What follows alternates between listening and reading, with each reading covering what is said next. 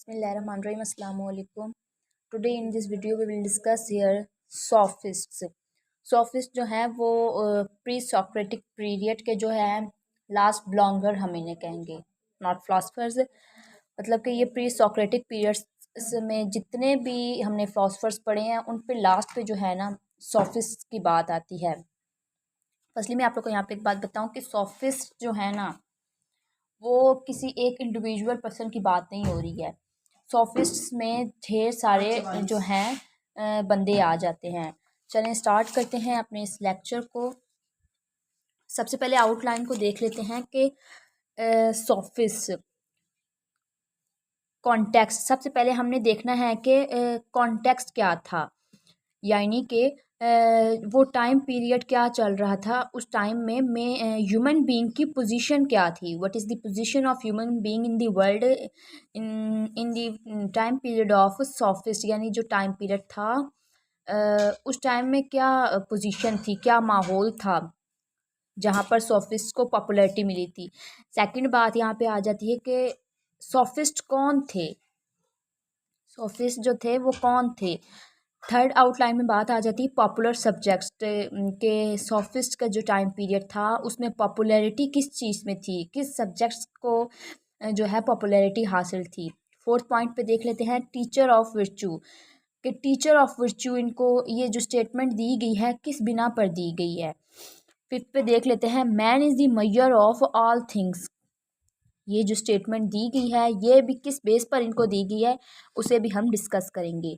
Next point में देख लेते हैं वर्च्यू इज़ प्लेजर, कि वर्च्यू जो है जिससे हम इस अकॉर्डिंग टू सॉफिस्ट हमें इससे प्लेजर हासिल होती है, किस तरह हासिल होती है इस पॉइंट को डिस्कशन में लाते हुए हम ये देखेंगे।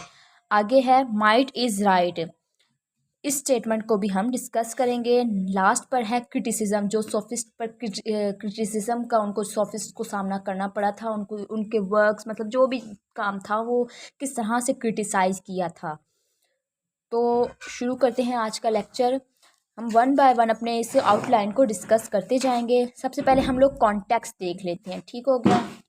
कॉन्टेक्स्ट में मैं आप लोग को एक बात बता दूं, दो टाइम पीरियड है। एक तो है प्री सॉक्रेटिक पीरियड, ठीक हो गया। प्री सॉक्रेटिक पीरियड में भी जो है ना वो दो पीरियड्स आ जाते हैं, क्योंकि वो किस बेस पे हम उनको कहेंगे कि वो दो पीरियड हम उनको कहेंगे डिस्टिंग्विश हम लोग उनको क्यों कर रहे हैं, इस बेस पर कि उनका जो पॉइंट ऑफ डिस्कशन था ना दोनों पीरियड्स का वो डिफरेंट था। किस तरह से डिफरेंट था हम देखते हैं कि फर्स्ट पीरियड ऑफ फिलॉसफी, उसका जो डिस्कशन था ना, पॉइंट ऑफ डिस्कशन, यानी कि जिसमें थेल्स आ जाता था, जिसमें एनेक्सिमाइंस, एनेक्सिमेंडर, हेराक्लाइटस, जेनोफेंस और जेनो और पार्मेनाइड्स, पाइथागोरियंस, ये सारे जो हैं यहाँ से थेल से लेकर एनेक्सागोरस तक ये सारे जो थे, इनका जो पॉइंट ऑफ डिस्कशन था ना वो मैं आपको बताती हूँ क्या था। इस वजह से इनको फर्स्ट पीरियड ऑफ फिलॉसफी कहा जाता है, क्योंकि इनका जो है पॉइंट ऑफ डिस्कशन जो सोफिस्ट थे ना उनसे अलहदा था। किस तरह से अलहदा था, सबसे पहला पॉइंट है origin of world.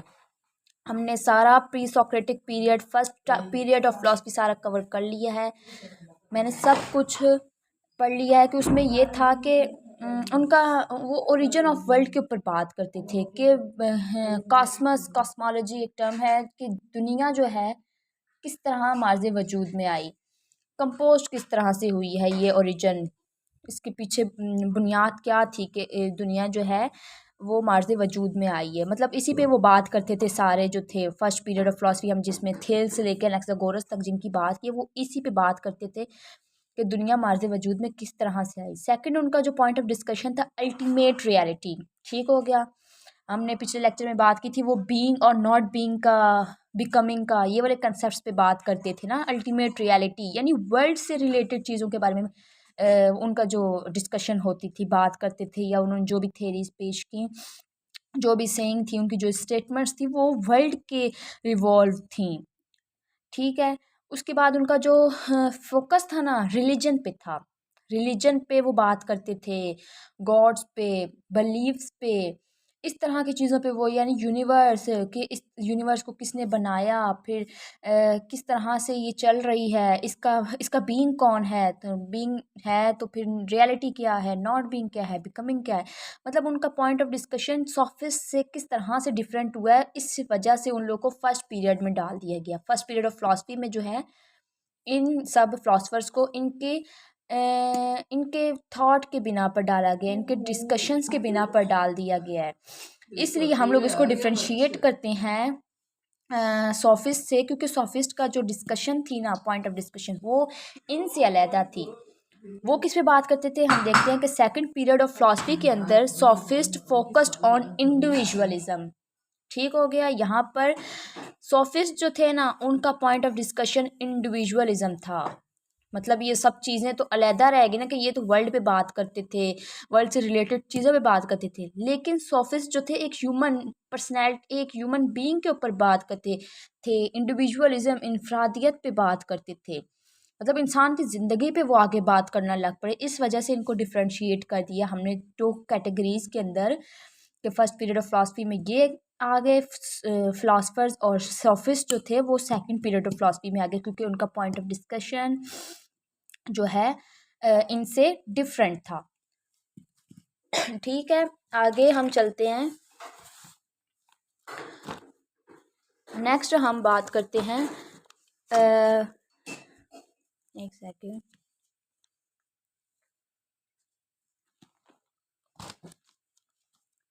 Context. Context first outline की जो स्टेटमेंट है हम उसकी बात कर रहे हैं, उसको डिस्कस कर रहे हैं। हमने बता दिया कि दो पीरियड्स में, जिस तरह हम लोग ने देख लिया इसको, कि किस तरह से हम डिफ्रेंशिएट करते हैं सोफिस्ट को फर्स्ट पीरियड ऑफ फिलोसफर्स के से। ठीक है, सेकंड पे हम बात करते हैं पॉलिटिकल सिनारियो। पॉलिटिकल सिनारियो में हम ये बात करेंगे कि उस टाइम कॉन्टेक्स्ट के मतलब सारा कवर करना है ना हमने, कि माहौल उस टाइम का क्या था, क्या चीज़ें थी, किस बिना पर सोफिस्ट को इतनी पॉपुलैरिटी हुई थी, किस तरह से सोफिस्ट ने उस कॉन्टेक्स्ट को सारा समझा था, तो फिर उनको सक्सेस हुई थी। तो उसमें आ जाता है political scenario, not a single nation under single state. First statement है, इसको रीड करें, मैं आपको समझाती हूँ कि not a single nation under single state. मैंने आपको यहाँ पे एक बात बताई थी कि सोफिस्ट जो है वो इंडिविजुअलिज्म पे बात करते हैं। तो इंडिविजुअलिज्म पे किस तरह से वो बात करते हैं हम देखते हैं, कि उन्होंने कहा कि कोई भी सिंगल स्टेट नहीं है। ठीक हो गया। वो कहते हैं कि सिंगल स्टेट नहीं है, कोई सिंगल गवर्नर जो है, गवर्नमेंट जो है वो उनको गवर्न नहीं करेगी। इंडिविजुअल यानी हर बंदे की अपनी स्टेट है। नो रिप्रेजेंटेटिव गवर्नमेंट, कि कोई एक सिंगल स्टेट नहीं है जिसके अंडर सब, जैसे आजकल की डेमोक्रेसी हमारे इंडिया में, अमेरिका में, पाकिस्तान में चलती है, कि सिंगल स्टेट गवर्न कर रही होती है पूरी कंट्री को। वहाँ उस टाइम ऐसे कोई बात नहीं थी। वहाँ छोटी छोटी सिटीज़ थी। देखो, स्मॉल सिटी स्टेट्स थी। हर छोटी छोटी स्टेट के अंदर बंदे रहते थे। इंडिविजुअलिज्म था, वो हर बंदा खुद को रूल कर रहा होता था। मतलब उसके अपने ही रूल होते थे, अपने ही ऑब्लिगेशंस को वो फॉलो कर रहा होता था, अपने ही वो लॉज को फॉलो कर रहा होता था। हर एक सिटी के अंदर उसकी अपनी स्टेट होती थी, उनके अपने ही रूल्स, ऑब्लिगेशंस और लॉज होते थे जिनको वो फॉलो करते थे। यानी इंडिविजुअलिज्म था, कोई सिंगल गवर्नर नहीं था, कोई सिंगल गवर्नमेंट नहीं थी जो रूल कर रही होती थी कि उसके अकॉर्डिंग सारी सिटीज़ चल रही। नो, सिंगल स्टेट नहीं थी। सब मतलब कि इंडिविजुअलिज्म था, हर बंदा अपने आप को रूल कर रहा होता था, तो उसका अपना एक स्टैंडर्ड होता था। नेक्स्ट पॉइंट देखते हैं कि every citizen was himself a politician and legislator. ठीक हो गया। यहाँ पे वो बात कर रहे हैं कि जब इंडिविजुअलिज्म है, कोई सिंगल स्टेट नहीं है, हर बंदे की अपनी स्टेट है, उसका अपनी एक स्टैंडर्ड है, अपने लॉज वगैरह सब कुछ है। तो वो अपने अंदर ही एक पॉलिटिशियन होते थे। उनको मतलब उस टाइम वो पॉलिटिक्स में बहुत पॉपुलैरिटी थी ना, हर बंदा पॉलिटिक्स को जो है वो करना चाहता था, अडॉप्ट करना चाहता था, जैसे हम कह लें वो पॉपुलैरिटी हासिल करना चाहता था। किसमें? पॉलिटिक्स के अंदर लोगों को इंटरेस्ट ज़्यादा था। तो पॉलिटिकल कैरियर वाज डिमांडिंग। उस टाइम का पीरियड में पॉलिटिकल कैरियर बहुत डिमांडिंग था। हर लोगों का यही शौक था कि वो पॉलिटिकल कैरियर को अडॉप्ट करें, तो फिर उसी में वो पावर को भी अचीव कर सकते हैं, उसी में उनको सक्सेस भी होगी। तो पॉपुलैरिटी किस में ज़्यादा थी, पॉलिटिकल कैरियर के अंदर। इसीलिए हर बंदे का पॉलिटिक्स में बहुत ज़्यादा इंटरेस्ट था, वो एक पावर अचीव करना चाहते थे, इसलिए वो पॉलिटिक्स में ज़्यादा इंटरेस्ट रखते थे और वो अपने आप को ही रूल करते थे, अपनी ही स्टेट के अंदर एक स्टैंडर्ड था उनका। ये उस टाइम का पॉलिटिकल सोनारियो था। हमने इस पॉइंट को डिस्कस कर लिया। नेक्स्ट एक आउटलाइन के मुताबिक कॉन्टेक्स्ट में बात जो आ जाती है वो रिलीजन की बात आ जाती है। रिलीजन पे कि हम कहेंगे हमने फर्स्ट टाइम पीरियड के जो फिलोसफर्स पढ़े हैं ना, उसमें हमने देखी है बात जेनोफेंस से पहले पहले तक, पार्मेनाइड्स नहीं सॉरी जेनोफेंस से पहले पहले तक हमने पैथागोरियंस कवर किए थे, ठीक है। यानी इलेटिक्स से पहले पहले जो रिलीजन पे बड़ा फोकस होता था, लोग बड़ा रिलीजन को मानते थे, गॉड एंड गॉडेसेस पे बड़ा बिलीफ रखते थे। तो ये रिलीजन वाला कंसेप्ट कहाँ पे निगलेक्ट हुआ है, आके जेनोफेंस पे। जेनोफेंस ने क्रिटिसाइज़ किया था फर्स्ट टाइम रिलीजन को कि हाउ इट पॉसिबल के जो हम लोग के इंसानों के अंदर फॉल्स हैं वही गॉड और गॉडेसेस के अंदर भी दिखाए जा रहे हैं, यानी उनकी भी लड़ाइयाँ कराई जा रही हैं। ग्रीक जो गॉड्स थे उनकी ही आपस में शादियाँ भी हो रही हैं बेटों के साथ, हाउ इट पॉसिबल ना। तो फिर जो लड़ाइयाँ भी और ये वो कहते थे कि ये फिर इंसान और गॉड के अंदर फ़र्क क्या रह जाता है, कोई फ़र्क नहीं रह जाता जब वो एक जैसे दिखाए जा रहे। तो उन्होंने ना इसको निगलेक्ट किया। जेनोफेंस ने जब क्रिटिसाइज़ किया तो वहाँ से रिलीजन पे क्रिटिसिज्म स्टार्ट हुआ है और वो आगे इस तरह से बढ़ा के डेके ऑफ रिलीजन यानी कोलैप्स हो गए थे, रिलीजन को निगलेक्ट कर दिया। लोगों ने आर्ग्यूमेंट्स करना अगेंस्ट रिलीजन स्टार्ट कर दिया था। किस बेस्ड पर उन लोगों ने रिलीजन को है वो क्रिटिसाइज़ किया है, थ्रू टू रीजंस। जो पहले आपको मैंने अभी बात बताई कि moral worthlessness of Greek religion, वही बात कि हम लोग किस तरह से मान लें कि हमारी जो हैं गॉड एंड गॉडेसेस जिन पे हम बिलीफ रखते हैं, तो वो किस तरह से उनके जो फॉल्ट्स हैं वो ह्यूमन बीइंग के साथ रिलेट कर रहे हैं, किस तरह से वो जो सारी बातें उनमें पाई जा रही हैं, ये कैसे पॉसिबल है। इस बेस पर भी इन लोगों ने रिलीजन को निगलेक्ट किया। और advancement of science and philosophy, यानी उस पीरियड में ना फिलासफी ने और साइंस ने थोड़ा परवान चढ़ना शुरू कर दिया था। लोग जो हैं वो माइंड को यूज़ करते थे और मटीरियलिज्म की तरफ आ रहे थे, वो इस आइडियलिज्म से थोड़ा निकल रहे थे। वो कहते थे कि किस तरह से पॉसिबल है कि ये सारी चीज़ें रिलीजन के अंदर पाई जाती हैं फॉल्स, तो फिर हम इसको रिलीजन कैसे कंसिडर कर रहे हैं। तो ये बात आ जाती कि लोग अपने ही ओल्ड जो रिलीजन था ना उसको ना क्रिटिसाइज़ करने शुरू हो गए थे, अपने कल्चर को, अपने रिलीजन को। तो इस वजह से रिलीजन पे क्रिटिसिज्म स्टार्ट हो गया था जेनोफेंस के बाद, जो सोफिस्ट के दौर में आकर बिल्कुल ही उन लोग ने एक तरफ से कह रहे हैं कि रिजेक्ट कर दिया था रिलीजन को। उसके बाद आ जाता है इंडिविजुअल अप्रोच कि लोग चाहते क्या थे। इंडिविजुअल अप्रोच क्या थी कि लोग चाहते क्या थे। लस्ट फॉर पावर यानी वो पावर चाहते थे किस चीज़ में, पॉलिटिक्स के अंदर। वो पॉलिटिक्स के अंदर, एजुकेशन के अंदर वो पावर चाहते थे। वो पॉलिटिकल सक्सेस को अप्रोच करना चाहते थे, उसको जो है हासिल करना चाहते थे, इसलिए वो पावर चाहते थे। और उनका सेल्फ इंटरेस्ट जो था वो भी ज़्यादा पॉलिटिक्स के अंदर ही था। वो प्रायोरिटाइज़ करते थे अपने ऑन इंटरेस्ट को और हायर पोजीशंस को वो जो है अचीव करना चाहते थे। वही बात आ गई यहाँ पर, ये जहाँ मैंने आपको स्टार्टिंग में बताया कि पॉलिटिकल कैरियर वाज डिमांडिंग, क्योंकि उस टाइम पॉलिटिकल कैरियर डिमांडिंग था। इस वजह से वो चाहते थे कि हम भी उसको अचीव कर सकें, इसलिए वो इंडिविजुअल अप्रोच में ये बात लाते थे कि हम भी सक्सेस हों, हम भी उस पावर को अचीव करके बेस्ट पॉलिटिक्स बन सकें, बेस्ट पॉलिटिशियन बन सकें। ठीक हो गया, ये उनकी इंडिविजुअल अप्रोच थी, यानी वो अडॉप्ट करना चाहते थे पॉलिटिक्स को और एजुकेशन को। और पॉपुलर एजुकेशन क्या थी उस कॉन्टेक्स्ट के अंदर, सॉफिस्ट के टाइम पीरियड के अंदर, physics, maths, rhetorics, etymology, physics, maths, rhetorics कहते हैं आर्ट ऑफ स्पीकिंग,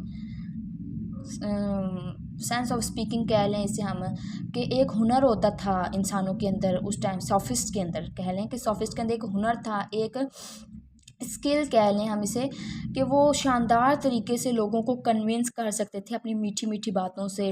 जैसे आज हमारे पॉलिटिशियंस करते हैं कि वोटिंग से पहले जैसे जलसों में और घर घर जाके वोट हासिल करने के लिए वो रेट्रिक स्किल को इस्तेमाल करते हैं कि ताकि वो वोट हासिल कर सकें। इसी तरह सोफिस्ट जो थे वो इस टीचिंग में बड़े ही माहिर थे, रेट्रिक्स में, फिजिक्स में भी, मैथ्स में भी, रेट्रिक्स में, एटमोलॉजी यानी ओरिजिन ऑफ यूनिवर्स या ओरिजिन ऑफ लैंग्वेज कह लें, कि किसी चीज़ के ओरिजिन पे बहुत ही वो ज़्यादा फोकस कर रहे थे। ये उनके पॉपुलर सब्जेक्ट्स थे जिनमें उन लोग को सक्सेस हासिल हुई है।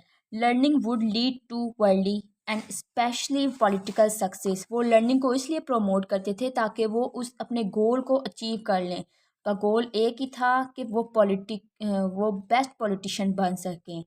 इसलिए वो जो है लर्निंग को प्रमोट करते थे और एजुकेशन को हासिल करना चाहते थे। ये सारा हो गया इसका कॉन्टेक्स्ट। इसमें ये सारी बातें आ गई, ठीक हो गया कि रिलीजन क्या था, पॉलिटिकल कैरियर उस टाइम का क्या था, उनके वो चाहते क्या थे, उनके सेल्फ इंटरेस्ट क्या थे, एजुकेशंस क्या क्या थी, और ये सारी चीज़ें आ जाती हैं कॉन्टेक्स्ट में, जिसको अच्छी तरह से सोफिस्ट ने समझ लिया था और वही उनकी पॉपुलैरिटी में हेल्प करा था। इस कॉन्टेक्स्ट को समझने के लोग चाहते क्या हैं, उस टाइम में माहौल क्या चल रहा है, उसी के मुताबिक सोफिस्ट ने फिर काम किया और उनको सक्सेस हासिल हुआ। सेकंड पॉइंट है सोफिस्ट। सोफिस्ट थे कौन? मैंने आपको स्टार्टिंग में भी ये बात बताई कि सोफिस्ट जो थे वो कोई एक पर्सन नहीं है। तो पहले तो हम देख रहे थे कि नॉन फिलोसफर, ये फिलोसफर्स नहीं थे। क्यों नहीं थे फिलोसफर? हम इसको फिलोसफी में पढ़ रहे हैं, इस वजह से हम इनको फिलोसफर्स नहीं कह रहे कि फिलोसफी में क्या होता है। Philosophy basically derived from two Greek words, philo and Sophia. Philo means love and Sophia means wisdom. तो बेसिकली जो टर्म फिलोसफी है ना, वो systematical philosophy is the systematical and comprehensive study that deals with the truth of life, truth about the universe, origin of the universe. यानी इसमें जो universe के बारे में बातें होती हैं, लॉजिक को फिलासफर्स ने अपने यूज़ करते हुए यूनिवर्स पे बात की। लेकिन ये जो सोफिस्ट थे ना, इनका डिस्कशन अलग थी, पॉइंट ऑफ डिस्कशन मैंने आपको स्टार्टिंग में बताया। इसी वजह से इन लोग को सेकंड पीरियड में डाला गया कि इनका जो पॉइंट ऑफ डिस्कशन है इनको अलहदा कर रहा है बिल्कुल, तो वो इसलिए फिलासफर्स नहीं कहलाते थे। इन लोगों ने सोचने पे नहीं, ज़्यादा इन लोगों ने प्रैक्टिकली कर दिखाने पे जो है ना काम किया, और उसमें भी इनको पॉपुलैरिटी हासिल हुई है। सेकंड पॉइंट है कि पॉलिटिकल सॉरी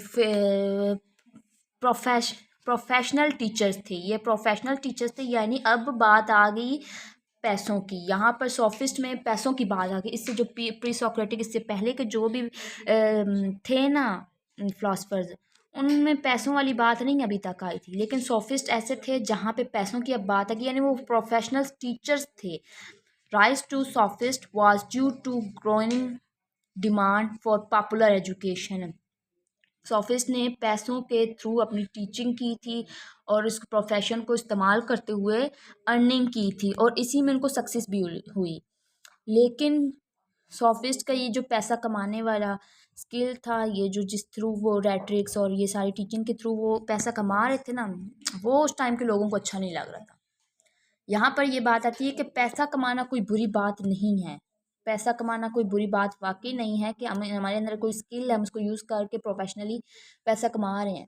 ये इस वजह से बुरा समझा जाता था क्योंकि उस टाइम के कल्चर के अंदर ये बात शामिल नहीं थी कि हम जो वर्क कर रहे हैं उसके एवज़ हम लोग अपनी अर्निंग भी कर रहे हैं। तो ये उनके कल्चर में जो बात नहीं ना थी, उनको वो अच्छी नहीं लग रही थी। इसी तरह हमारे हमारे भी यहाँ यही है कि कल्चर में हमारी जो बात नहीं होगी वो ऑब्वियसली सबको बुरी ही लगनी है। इसलिए सोफिस्ट का पैसा कमाना बुरी बात नहीं थी, वो उस टाइम कल्चर में नहीं था, इस वजह से बुरा लग रहा था। तो वो क्या एजुकेट करते थे लोगों को? रेट्रिक्स, मैथ, फिजिक्स, एटमोलॉजी, मैंने आपको पहले बता दिया। ये सारे सब्जेक्ट्स वो जो हैं स्किलफुल उनके उसमें थे, और वो लोगों को पढ़ाया करते थे, इसलिए उनको टीचर्स कहा जाता था। उनको क्या कहा जाता था? Founder of रेट्रिक्स।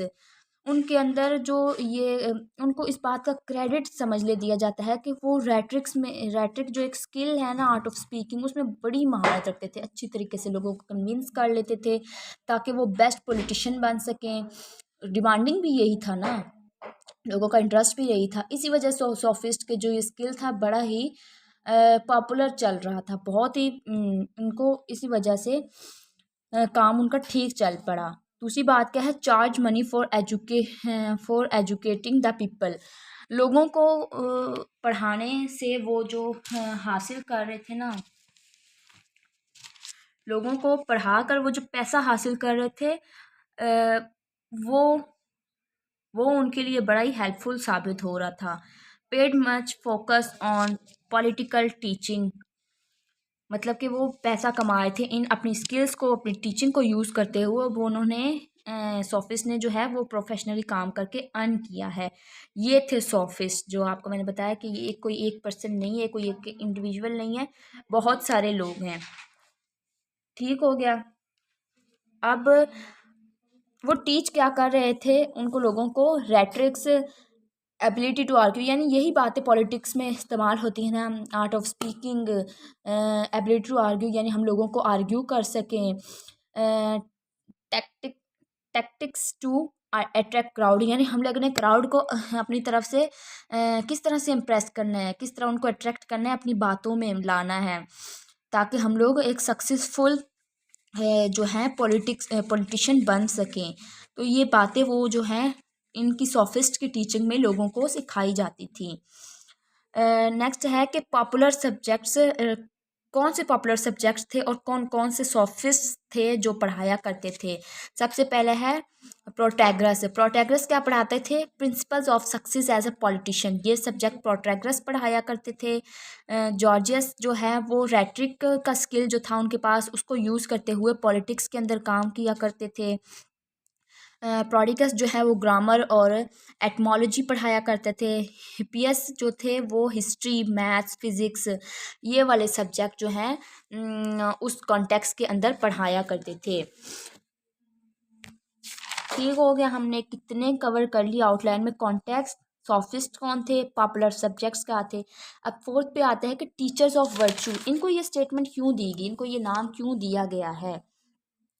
Teacher of virtue, उनको इस बेस पर कहा गया है कि वर्चू क्या है, बेसिकली हम समझ लें अगर फिलॉसफी के अंदर, तो ये एक गुडनेस को कहा जा रहा है। गुडनेस यानी जिस चीज़ में हम लोग को सेटिस्फेक्शन हो रही है ना, जो चीज़ हमें प्लीज़ कर रही है, वो हमारे लिए होगी वर्चू, और वही हमारी है गुडनेस यानी मॉरल डीड्स। देख लेते हैं क्या है वर्चू।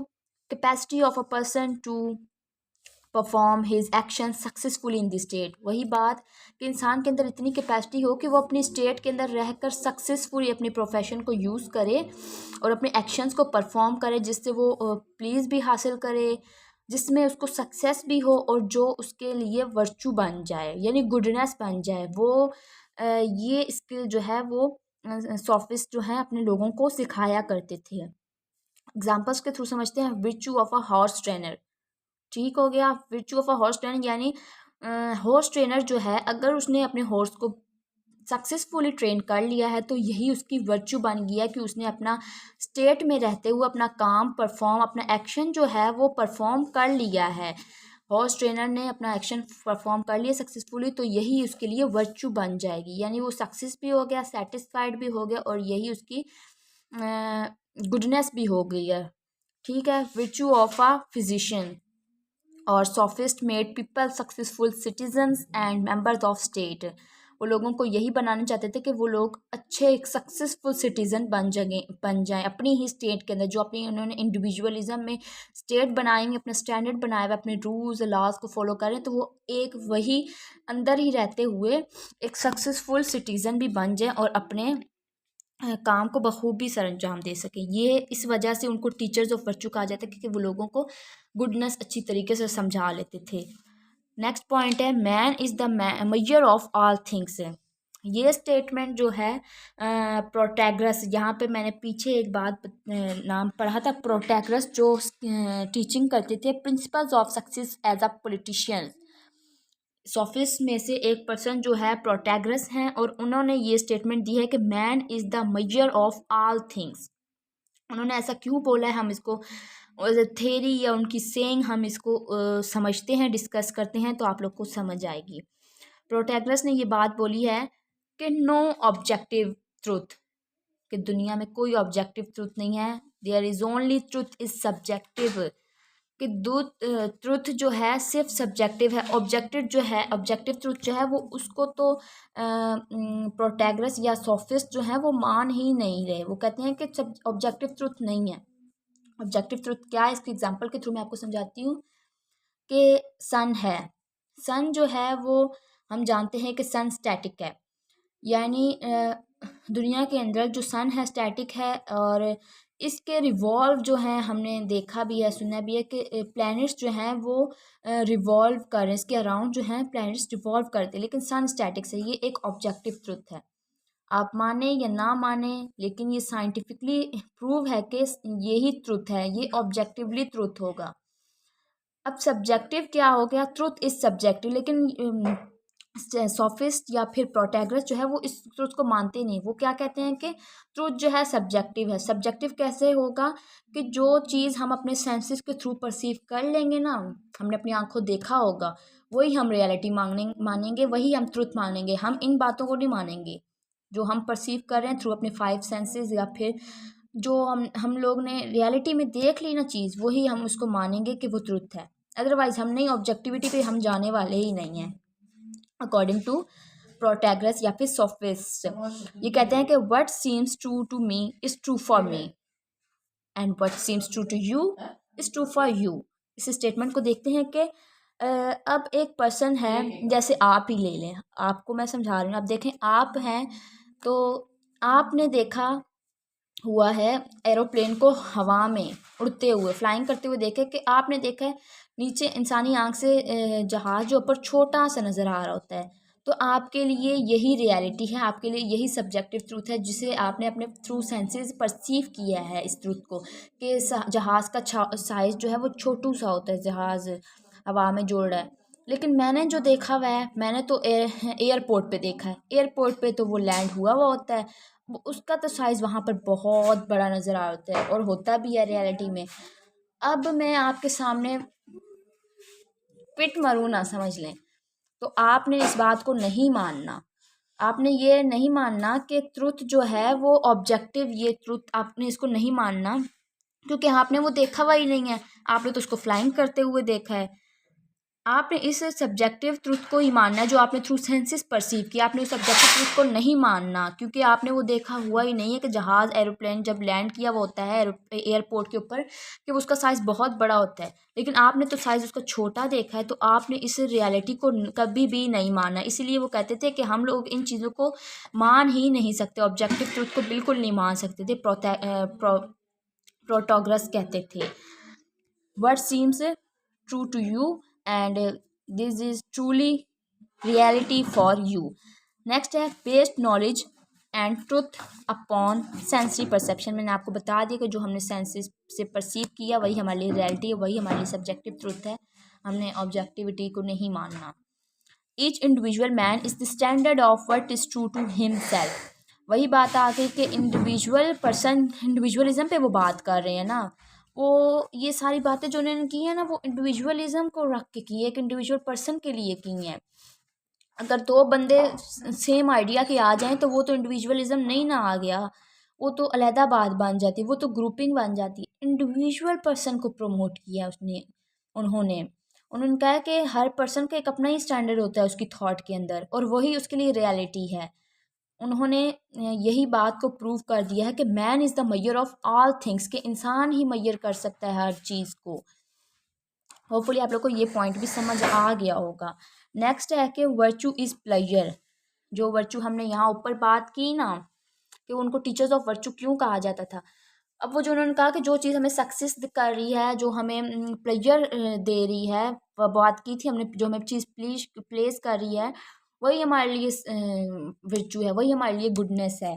तो वो कहता है कि यहाँ पर पॉलस ऑन्ड, ये एक और सोफिस्ट हैं, इनका नाम लिखा हुआ है, सॉरी प्रोनाउंसिएशन मुझसे नहीं हो पाएगी, तो इनकी बात आती है। तो ये कहते हैं कि पॉलस कहते हैं कि नो ऑब्जेक्टिव मोरल कोड्स, उन्होंने ऑब्जेक्टिव मोरल कोर्स को इस सिरे से ख़त्म कर दिया। उन्होंने कहा कि मोरालिटी मोरल कोर्स तो हैं ही नहीं ऑब्जेक्टिविटी के अंदर, जो भी है सब्जेक्टिव चीज़ है, जो हम थ्रू अपने सेंसेस परसीव कर रहे हैं वही हमारे लिए रियलिटी है। No objective moral course.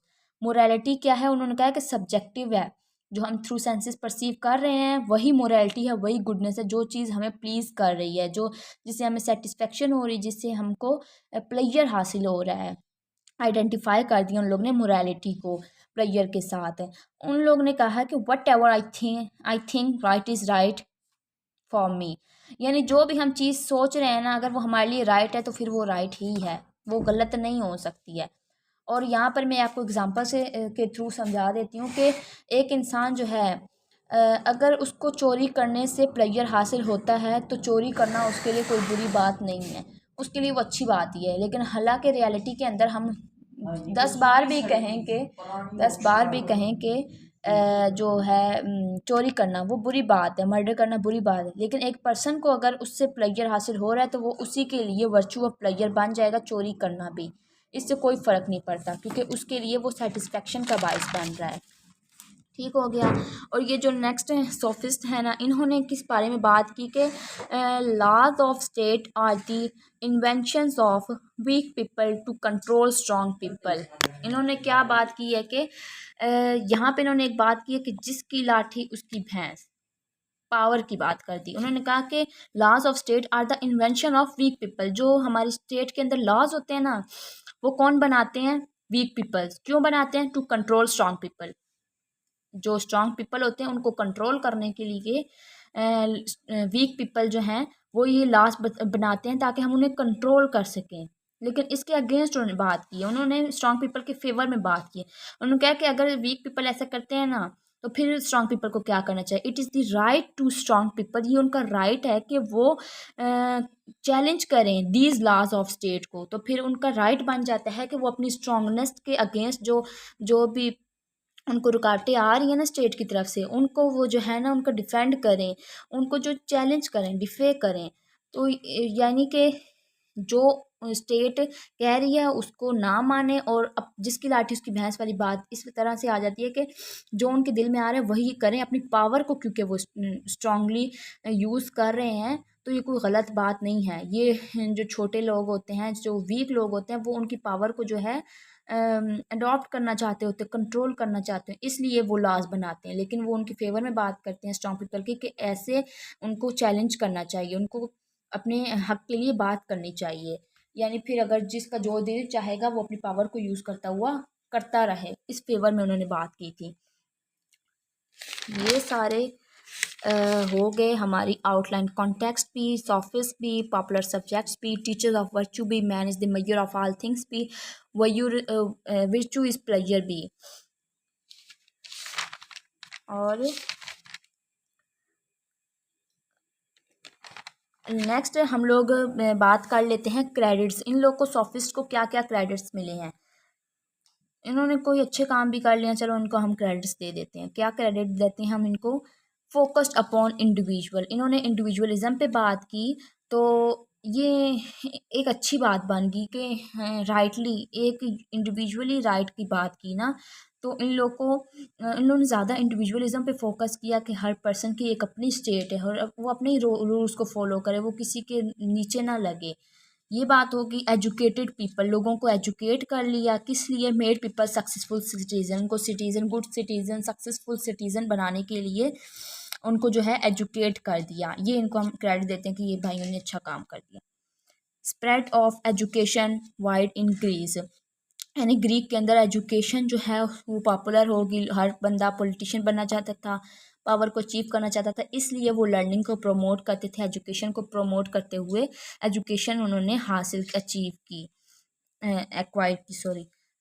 Founder या फिर पाइनियर्स ऑफ, इन्हें रेट्रिक्स भी कहेंगे। स्टार्टिंग में मैंने आपको बार बार बताया कि रेट्रिक्स स्किल इनके पास बड़े ही उम्दा था, इस वजह से इनको फाउंडर कहा जाता है रेट्रिक्स का, कि बहुत अच्छे तरीके से ये कन्विंस कर लेते थे लोगों को इन्होंने इस अपनी टीचिंग के थ्रू लोगों को ये स्किल सिखाया भी है, ट्रांसमिट भी किया। इनकी अच्छी बात यह है जो इन्होंने अपने स्किल को अपने लिए सिर्फ इस्तेमाल नहीं किया, इन लोगों ने इस स्किल को ट्रांसमिट भी किया, लोगों को भी सिखाया है, फिर प्रोफेशनली यूज़ करके इनको इन्होंने अर्न किया। तो ये हम इनको क्रेडिट्स दे देते हैं कि ये इन्होंने अच्छे काम कर दिए। अब इनको क्रिटिसाइज़ भी किया गया है, जहाँ पर अच्छाई होती है वहाँ पर बुराई भी साथ होती है। तो जैसे कहानी के अंदर एक हीरो है तो साथ में विलन भी लाजमी होती है। तो अगर हम लोग कहें कि सोफिस ने अच्छे काम किए तो उनको हमने क्रेडिट्स दे दिए, साथ ही साथ तो हम क्रिटिसिज्म का भी तो उनको सामना करना पड़ेगा ना। तो क्या क्रिटिसाइज किया गया इनको? Extreme subjectivity, digression of objective truth, यानी कि इन लोग ने ऑब्जेक्टिविटी को बिल्कुल सिरे से निगलेक्ट कर दिया। तो सब्जेक्टिविटी को ज़्यादा इन लोग ने प्रमोट किया, उसी को माना, उसको ट्रू माना। तो ये चीज़ जो थी ना, ये क्रिटिसिज्म का इनके लिए बायस बन गई। कि अब देखें कि एक person at a same time, यहाँ पे देखें ना, subject impression vary then how can both impressions be true at the same time. ठीक हो गया। यहाँ पे ये बात आती है कि किस तरह से eight the same time impressions जो हैं वो पर्सन के वो सेम हो सकते हैं एक चीज़ के बारे में। यानी कि अब मैंने बात की जो कि एग्जांपल दी थी, आपने जो है वो एरोप्लेन को छोटे साइज़ में देखा हुआ है, आपने उसको परसीव किया हुआ है थ्रू अपने सेंसेस, वही आपके लिए सब्जेक्टिव ट्रुथ है। आप मेरी ऑब्जेक्टिविटी को मान नहीं रहे कि उसकी हम जितनी बार भी कह लें कि एरोप्लेन का साइज़ बड़ा होता है, एट द सेम टाइम अगर दो बंदे ऐसे कह रहे हैं तो फिर तो इसने ना फ़र्क ही ख़त्म कर दिया है कि ट्रुथ और फाल्सहुड का इसने फ़र्क ही ख़त्म किया। सिर्फ इसने सब्जेक्टिविटी को प्रमोट कर दिया। यहाँ पे देखें कि no distinction between truth and falsehood, इसने इस बात को ही सर से ख़त्म कर दिया है कि इन्होंने इस तरह से लोगों की टीचिंग की कि वो ऑब्जेक्टिविटी को मान ही नहीं रहे थे, वो सिर्फ थ्रू अपने सेंसेस जो परसीव कर रहे हैं सब्जेक्टिविटी, उसी को मान रहे हैं। तो इन लोग इसने फ़र्क ही फाल्स और ट्रुथ के अंदर ख़त्म कर दिया। अगेंस्ट सोशल एंड पॉलिटिकल, यानी माइट एंड राइट वाला कंसेप्ट आ गया कि जिसकी लाठी उसकी भैंस वाला, कि सोसाइटी के तो अगेंस्ट होगी ना ये बात, और पॉलिटिक्स के भी, तो जिसका जो जी चाह रहा है बंदा वो करता जाए, इस तरह से उन्हें कानून हाथ में ले लेने वाली बात, इस तरह से इंडिविजुअलिज्म तो गलत बात हो गई थी। ये कुछ काम अच्छे किए, इसी वजह से उनको क्रिटिसिज्म का भी सामना करना पड़ा। होपफुली आप लोग को सोफिस्ट की अच्छी तरीके से समझ आ गई होगी। ये आउटलाइन थी, नोट कर सकते हैं इसे आप। तो इस वीडियो के लिए इतना ही, और सोफिस्ट जो थे मैंने सारे कवर कर दिए हैं इसी वीडियो के अंदर। नेक्स्ट जो है हम अपनी वीडियो के अंदर सोक्रेटिस की बात करेंगे, जहाँ से हमने ये मतलब कि प्री सोक्रेटिक पीरियड सारा कवर कर लिया अच्छी तरह से। जो लेक्चर्स ले रह गए हैं वो भी मैं इंशाल्लाह जल्दी कवर करके अपलोड कर दूँगी।